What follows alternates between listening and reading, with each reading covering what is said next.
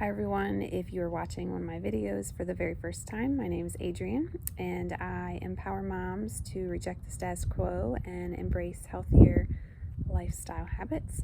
So this month I'm going to be talking about kind of behind the scenes. This video I'm covering some of the main curriculum things that I have found. Some of them I have used and then others of them I've just researched.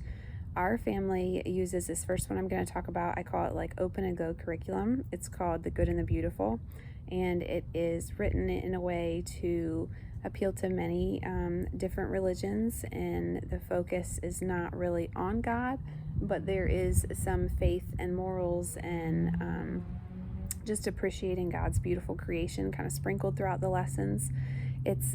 So I'm going to share pros and cons for each of the methods that I've either used or know about. So with the Good and the Beautiful, some kind of open and go curriculum, the positives are that there's very little prep. It's very simplified and it's cohesive. Especially with the Good and the Beautiful, there are moral principles that are taught throughout, and it's within a story context. So you focus on these characters and their culture, something that they're doing. We've learned about China and India and everything that they do, even if it's math, measuring the rugs in their apartment, it's all a part of the story. So it's kind of fun to explore and learn that way. Some negatives about this is that it's not as easy to customize and you don't have as much control of what you're actually doing because you're opening the lesson and just basically doing what has already been laid out for you. But this is the one that we love. I have 2 small children, so this open and go piece really appeals to me at this stage in my life. I don't know if I'll continue it in years to come, but right now this is what works best for us. So the open and go curriculum is really the awesome one that we are doing right now, the Good and the Beautiful. The second one I'm going to talk about is kind of an eclectic. I started this our first year. I was coming out of being a public school teacher and I knew what I wanted. I couldn't find something that checked all the boxes, so I said, I'll just make my own, and I'm calling this eclectic. So you're using online resources like Teachers Pay Teachers.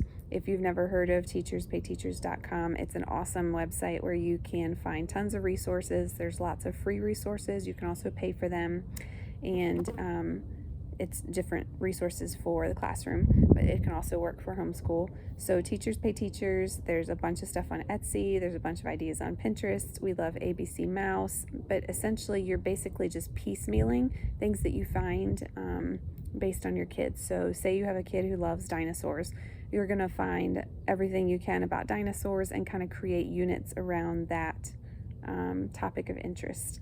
So the positive is that you have full control. It's super easy to tailor to each child, what they like to learn about, how they like to learn. It's easier to incorporate fun activities because you are essentially creating the curriculum. The negatives are that it's very time consuming, and I did that for a year with prior teaching experience and I was pretty burnt out by the summer. So it's a huge time commitment. It's a lot of energy and effort. You're constantly looking for things. You're basically creating from nothing, which is always more challenging than starting with something and kind of tweaking it. So this is an option if you want that full control. It doesn't always become as cohesive because it's a little disjointed. I would find different things on the same topic and it was just hard to kind of piece them together to make it flow. It is an option, but you have to know going into it that it's going to take a lot of time and a lot of effort. The third one I want to talk about is curriculum box sets. I know of Abeka, and there's secular ones too, that you buy the set and it has everything you need and more for that subject for that year. The positives are that it's very simplified, it's little prep. If you pick a religious one like Abeka, Bible is already incorporated in there, so it's everything that you need. You don't have to worry about finding other resources. Everything that you need is right there.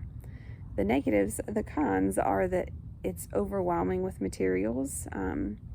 You have so many different things, and I looked at one that was reading was the subject, and there was a separate little book for everything. There was a reading book, there was a grammar book, there was a writing book, there was a read aloud book, and it just became a lot to manage. Another negative is that you have less control of what they're learning. It's not as easy to incorporate things that they like to do because you're using the set curriculum. And then the big negative for me was the cost. It was very expensive to buy the whole set. If you broke it down and bought like the little workbooks or even like the manuals, it's much more cost effective. But the whole box set is pretty pricey. The fourth one I want to talk about is called virtual learning. This is technically not really homeschool in my opinion. That's a little controversial in some homeschool circles. Virtual learning is just where your kids are doing school at home. So it's not necessarily, you don't necessarily have any control.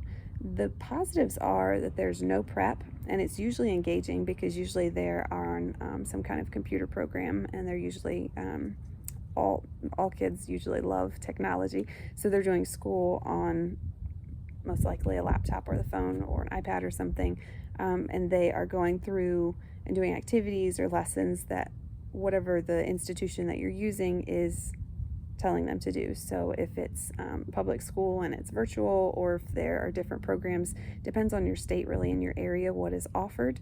I know here in Oklahoma there's a program called EPIC, which is virtual learning, and the teacher will meet with the student and give them different assignments to work on throughout the week. So it's very self-led. The student is doing a lot, so you're just kind of, as the parent, you're just kind of facilitating and monitoring them, not necessarily teaching them. So I included it because some people do consider that homeschooling. No judgment. It is an option. The negatives, the cons for me, are that there's a lot of screen time because most of the time they're doing almost everything on the computer. We try and limit screen time as much as we can, just to give their eyes a rest and get them outside and playing. Another negative is that there's no control. We did EPIC for a very short period of time, and I hated it because the programs that they wanted her to do the games and stuff on were very dated, and she liked ABC Mouse better. And then it really depends on your teacher that you're assigned, how well it goes for you. And ours was just really young, and she didn't seem to really know the proper way to lead a group of students in like a little Zoom call that they did, or something like that. So it's just it's hard to relinquish that control when you've decided that you want to homeschool, and then someone's coming in and telling you that your child has to do this, this, and this to be caught up with the rest of her group or something of the sort. So it is not really the same, but it is an option if you're wanting to pull them out of the physical school building. So virtual learning is just doing that same school that they'd be doing at school, only at home, usually, depending on your area. The last one I want to talk about is Charlotte Mason. We haven't specifically done this. I do like the philosophies and the principles of Charlotte Mason. It's very much learning through play and wooden toys over worksheets. It's more of a natural way, especially for younger kids to learn. They were not designed to sit at a desk and be still and quiet all day. They were designed to be active and mobile. Anyone with small kids knows that. They don't sit still very long. That's not how they're wired at this state in their life. So Charlotte Mason is more of the playing and manipulating things, lots of like wooden toys for different things, maps and puzzles, and using counting and things. So all of that, very hands-on, tactile learners, kinesthetic learners. So the positives are that it's a natural way for kids to learn, and it's very easy to tailor to your kids based on their likes and dislikes.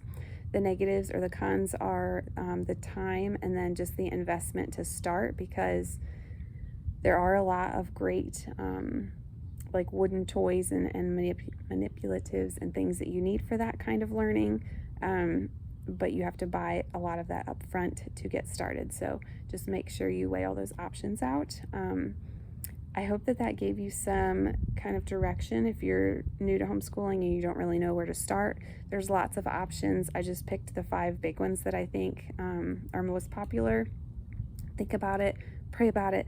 Look, there are some of these that you can do like a little, like some of the online ones, you can download little parts of the curriculum so you can try it out, look through it, see it.